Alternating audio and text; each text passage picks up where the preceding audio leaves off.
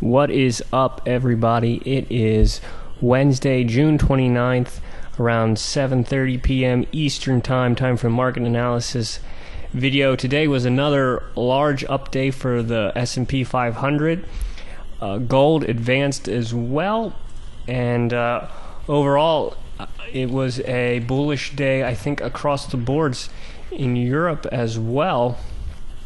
So fairly interesting where we turned up, and in some places we were past the second day of the Brexit. So the SPY almost entirely entered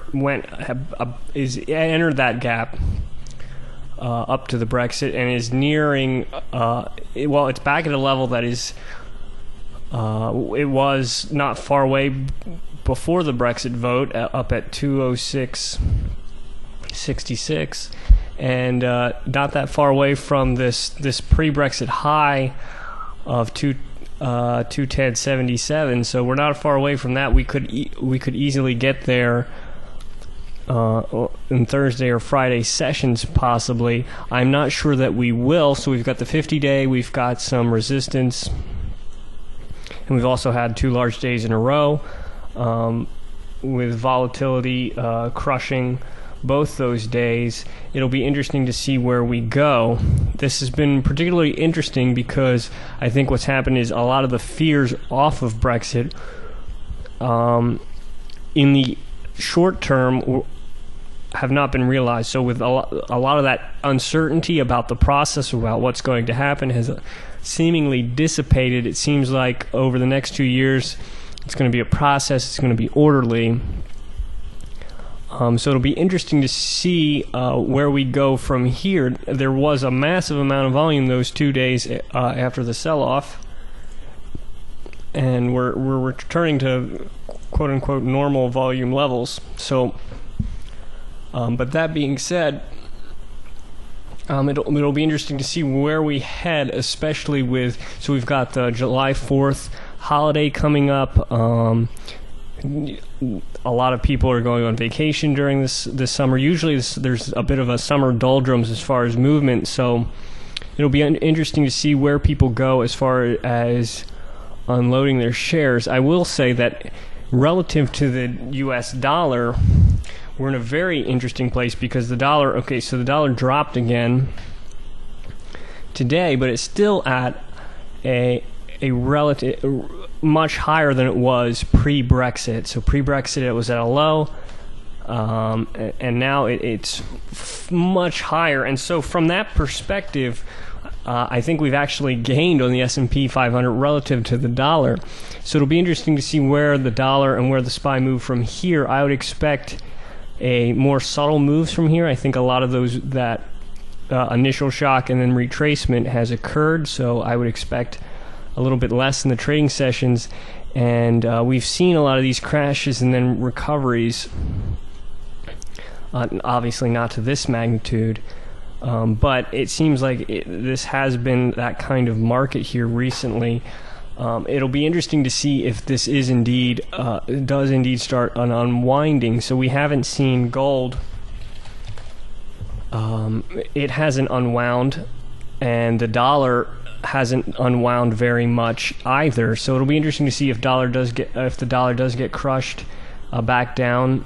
It would be interesting to see what happens there. I would expect both the euro and the pound to consistently be devalued against the US dollar over the next for the foreseeable future, assuming that the U.S. dollar Fed policy isn't too dovish. So if quantitative easing, another batch of that happens, obviously all bets are off the table. But Europe is already in a very accommodative environment. The yen has negative interest rates.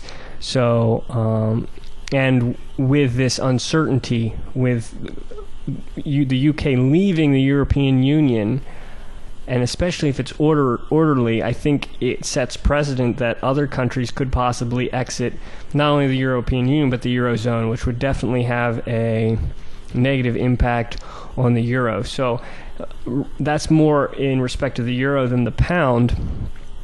but I think that stability kind of, I think that can transfer into the euro, and so it'll be interesting to see where the dollar goes, but that will obviously have an impact on gold and the S&P 500 because they're both priced in dollars, obviously. So a strong dollar, it'll be harder for stocks and commodities to go up in the face of that. Gold still holding its own with the dollar at higher prices. So if the dollar does sell off relatively in relation to other currencies, that could help keep gold aloft here.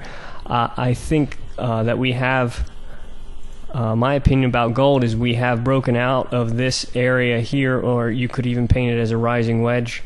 And so I think 125 and that area, and 124 a little bit lower becomes support, and I think we go higher from here on gold, especially with probably more considerably less.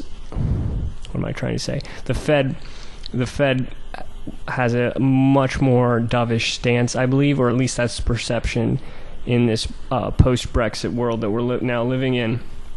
So with that being said, oil basically regained back where it was. We've got this golden cross imminent, so I think oil has really come out of this rather strong. Had a nice large upswing today, and back in that this little area of congestion. So a breakout of that could see higher prices, which would be obviously really good for the oil exploration stocks who have been in turmoil over all during this last downswing. And this makes sense also from a perspective of gold. So if you look at both gold and oil as commodities that are priced in US dollar, seeing them both rise at the same time to some extent makes some sense.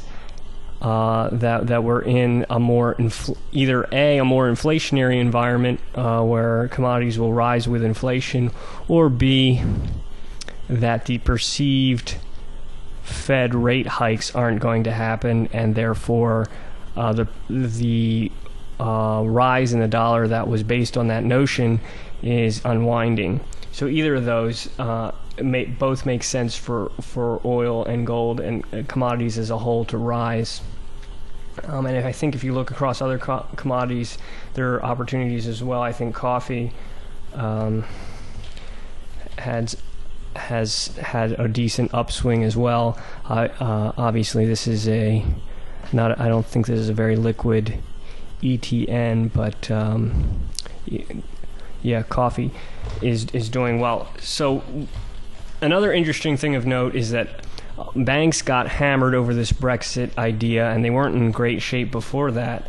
They've also recovered as well, but a bunch of banks came out this evening and said that they were going to have these massive buyback plans and raise their dividends. So they're trying to become more attractive over to investors with these buybacks and with these dividends. This might be a concerted action, because takeovers and mergers cause bigger problems. They get bigger, and then they have even more regulation, et cetera, et cetera. So the buybacks and dividends might be their plan for rather than spending the cash that they have.